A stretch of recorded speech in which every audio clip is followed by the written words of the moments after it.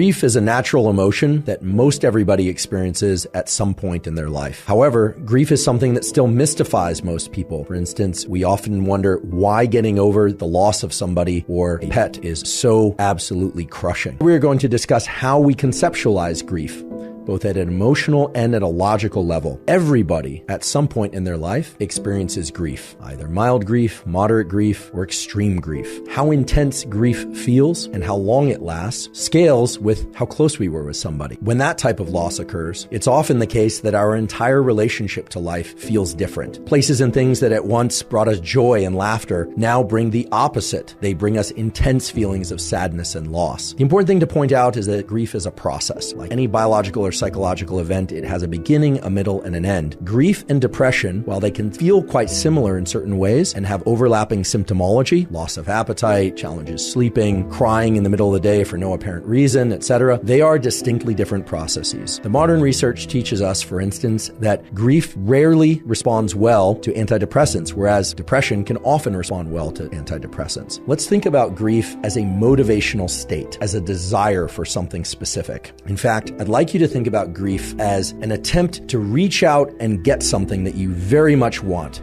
Imagine yourself extremely thirsty, for instance, on a very hot day, and a glass of water is right in front of you, and it's a beautiful, clean glass of water, and it's completely full, and you so badly want to drink that water. But no matter how intensely you want it, and no matter how hard you try and reach it, it always shifts just outside your reach. So if you can imagine that, even just a little bit, you are touching into the experience of grief. How do I know this? Well, I know this because brain imaging studies involving what's called functional magnetic resonance imaging teaches us that the brain areas that are associated with motivation and craving and pursuit are some of the primary brain areas and circuits that are activated in states of grief. If ever you thought that dopamine was only associated with feeling good, you hear about dopamine hits, that dopamine is not about feeling good. Dopamine is about placing us into a state of desiring things and seeking things. This is true in addiction. This is true when we're hungry and we want to eat. This is true in every state in which we are reaching for something outside our immediate ability to give that thing to ourselves. This is very important to understand if you want to understand grief and how to move through grief. When somebody passes away, we will find ourselves looking into a room expecting to see them there, or expecting them to knock on the door any moment, or to call on Sunday morning. Those expectations, those predictions that the brain is making are entirely normal. I think one of the things that comes up so often when people are grieving is, why does it hurt so much? Well, that hurt is that yearning. It's that anticipation of action that you want to engage in, but some part of you at least knows that it leads nowhere. It's that reaching for that glass of water in a desert of thirst, and you know you can't have it. That's why it hurts so badly, because the systems of your brain and body are in a place of anticipation, of readiness.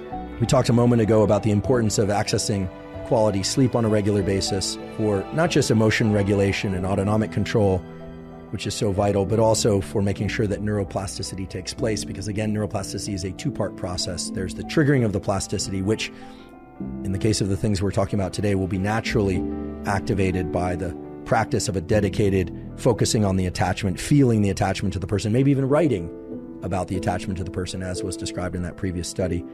But also just the plasticity is triggered by the mere loss of that person, the intensity of that experience. But neuroplasticity, the literal rewiring of connections, occurs during deep sleep and in what I call non-sleep deep rest, or NSDR. So having such a practice can be very useful, and understand that it involves some cognitive work. We have to hold on to the attachment and imagine and feel as much as we can the attachment, while also being extremely rationally grounded and trying to not hold on to the past, trying to not anticipate the person walking in the room. This is very hard because when we think about the attachment tends to drag with it those episodic memories, that rich catalog of experiences. The expectation that they will walk in the room is perfectly natural.